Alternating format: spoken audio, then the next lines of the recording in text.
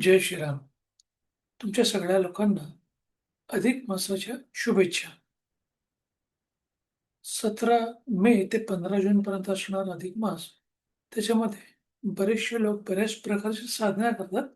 तर आपण या महिन्यामध्ये भगवद्गीतेचे जे वेगवेगळे अध्याय आहेत, त्याचं आपण वाचन श्रवण करतोय. तर भगवद्गीतेचं वाचन या सारांश रूपातली भगवद्गीता समजण्याकरता आजचा 12वा अध्याय, त्याच्यावर आपण गीतेची 18 नावं वाचूया. तुम्ही माझ्या मागे म्हणून देखील शकता.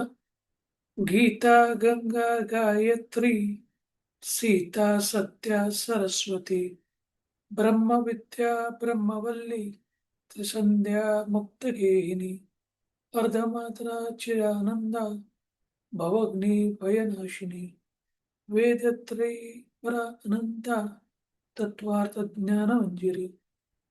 या भगवद्गीतेची गीतेची जी 18 नावं आहेत, ती नावं नुसती घेतली तरी पण आपल्याला मोठ्या नामस्मरणाचं पुण्य लाभतं. आता आपण भगवद्गीतेसंदर्भातला जो 12वा अध्याय आहे, तो संक्षिप्त रूपाने समजून घेऊया. ज्याच्यामध्ये या सारांशामध्ये कुठच्या प्रकारचा श्लोक आपण म्हणणार आहे. तसं तुमच्या माहितीकरता किंवा तुम्हाला माहिती असेलच, गीतेमध्ये 18 अध्याय आहेत आणि 700 श्लोकांची गीता बनलेली. तर या गीतेमध्ये जे 700 श्लोक आहेत, ते 700 श्लोक जे आपण समजून घेऊ शकतो, पण त्यासाठी खूप मोठी प्रोसेस आहे. तर आपण हा 12वा जो अध्याय आहे, ज्याला भक्तियोग देखील म्हणतात, त्याचा आपण सारांश समजून घेऊ.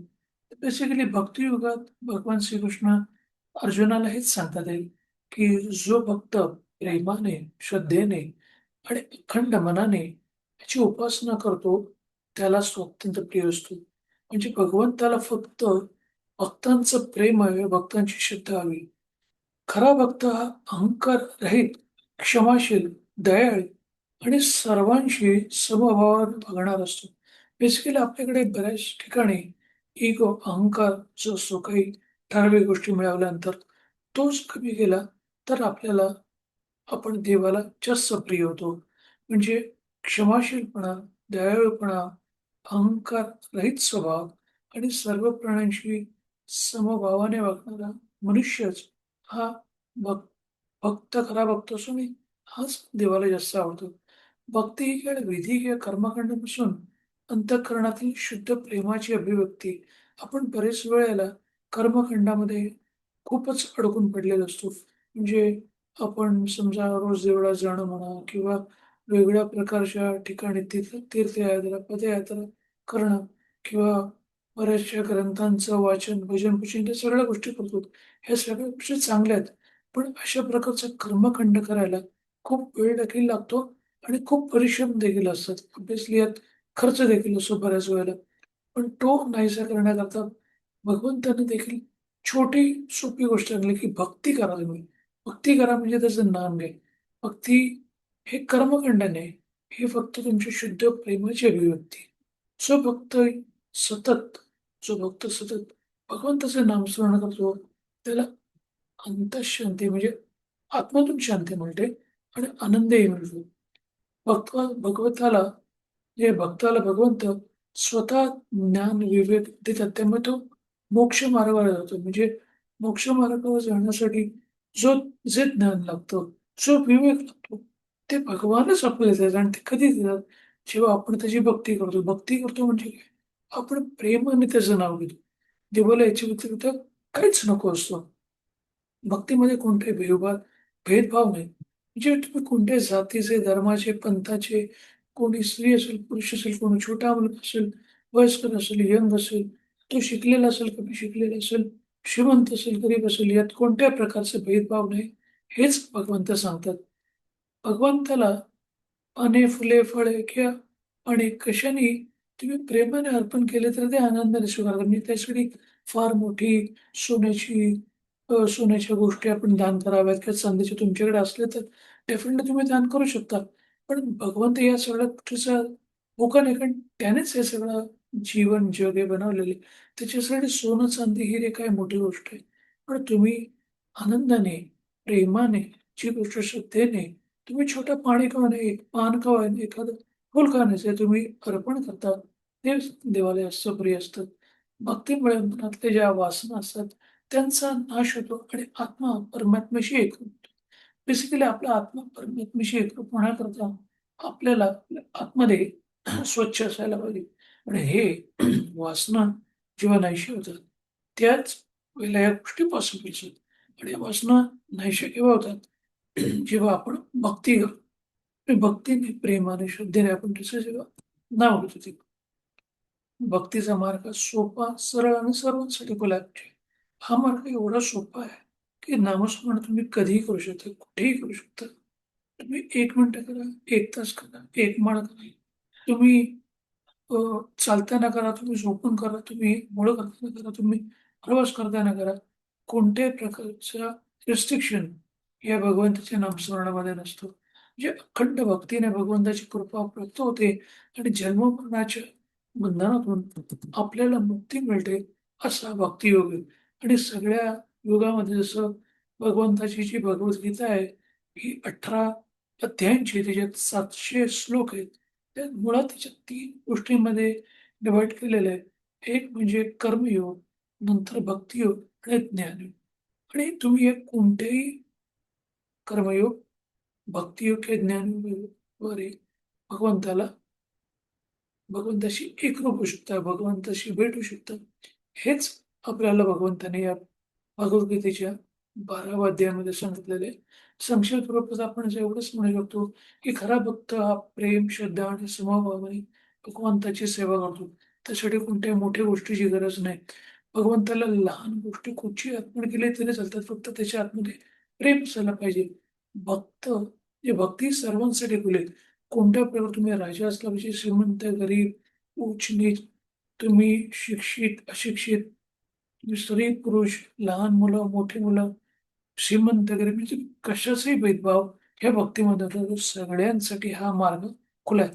सतत नामस्मरणाने आपल्याला अंतर्शांती मिळते आणि आनंदही मिळतो. म्हणजे पूर्ण आनंद. आपल्याला कायमस्वरूपी जर आनंद हवा असेल, तर आपल्याला भक्ती करावीच लागते आणि भक्तीने आपला आत्मा हा परमात्म्याशी एकरूप होतो. हेच आपल्या 12व्या अध्यायाचं सारांश आहे असं आपण म्हणू शकतो.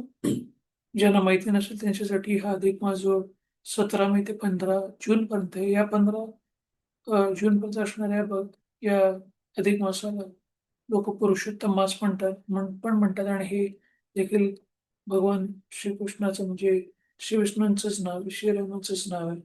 याला मनुमास देखील म्हणतात कारण यावेळेला सूर्य एका राशीतून दुसऱ्या राशीत जात नाही.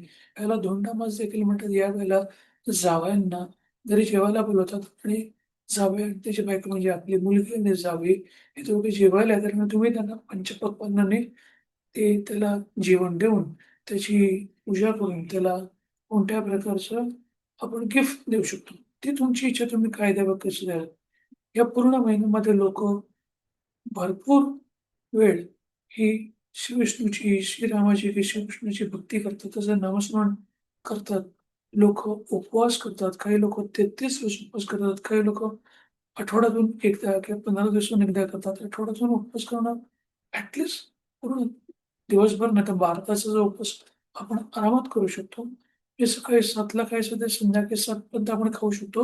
संध्याकाळी 7:00 नंतर दुसऱ्या दिवशी 7:00 पर्यंत आपण काहीच न खाणं, हा एक प्रकारचा उपवास आहे. या उपवासाने आपल्या शरीरावरती म्हणजे आपल्यावरती स्वतःचा कंट्रोल येतो आणि आपल्या मनामध्ये त्याच वेळेला चांगले विचार पण आणले पाहिजे. हे देखील तेवढंच महत्त्वाचं आहे. तुम्ही यावेळेला बरेचसे लोकं दान देतात.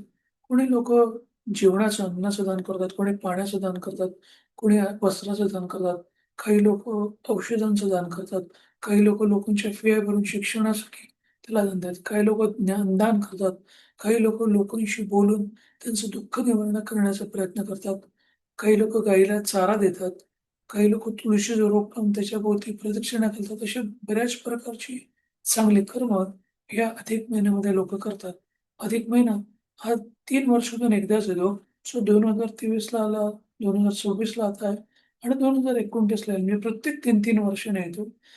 सूर्याच्या नुसार बनलेलं इंग्लिश कॅलेंडर आणि चंद्रानुसार बनलेलं आपलं भारतीय कॅलेंडर याच्यामध्ये 11 दिवसाचा फरक असतो तो 365 दिवसांचा असतो आणि भारतीय कॅलेंडरनुसार जे असतं ते 354 दिवसाचं असतं. असं 11 दिवसांचा जो फरक असतो, तो 3 महिने वर्षांनी भरून काढण्याकरता हे ॲडिशनल मंथ ज्याला अधिक मास म्हणतात, तो तिसऱ्या वर्षी ॲड केला जातो जेणेकरून त्या अधिक मासामुळे ह्या सूर्य आणि चंद्रानुसार बनलेल्या कॅलेंडरमध्ये कोणत्या प्रकारची तफावत होणार नाही आणि त्याच वेळेला लोकांचे हिंदूचे जे सण आहेत, हे कधी दिवाळीच्या टायमालाच येते. तुमच्या नागपंचमी त्याच टायमाला येतो. म्हणजे हे जे आपले सगळे जे सण आहेत, दिवाळी, दसरा, पाडवा जे कोणते सण असेल, ते स्पेसिफिक महिन्यातच येतात. कारण हा अधिक महिना त्यामध्ये ॲडजस्ट केलेला असतो. तुम्हाला या 12 अध्यायाचा संक्षिप्त सारांश समजला असेल असं नाही, की त्याच्या 18 नावांची देखील माहिती झाली असेल आणि अधिक मासाच्या बद्दल तुम्हाला थोडीशी इन्फॉर्मेशन मिळालीच असेल. आता आपण श्रीकृष्ण, श्रीराम आणि श्रीविष्णूंच्या नावाचा जप करूया 1 मिनिटाकरता. तर मग थांबूया. प्रथम आपण श्रीरामाच्या नावाचा जप करूया. श्रीराम, श्रीराम, श्रीराम, श्रीराम, श्रीराम, श्रीराम. श्रीराम, श्रीराम, श्रीराम, श्रीराम, श्रीराम. श्रीराम, श्रीराम, श्रीराम. ओम श्री विष्णुवे नमः, ओम श्री विष्णुवे नमः, ओम श्री विष्णुवे नमः, ओम श्री विष्णुवे नमः.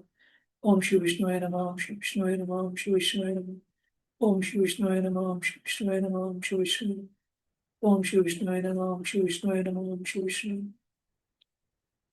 आता आपण श्री कृष्णाच्या नावाचा जप करूया.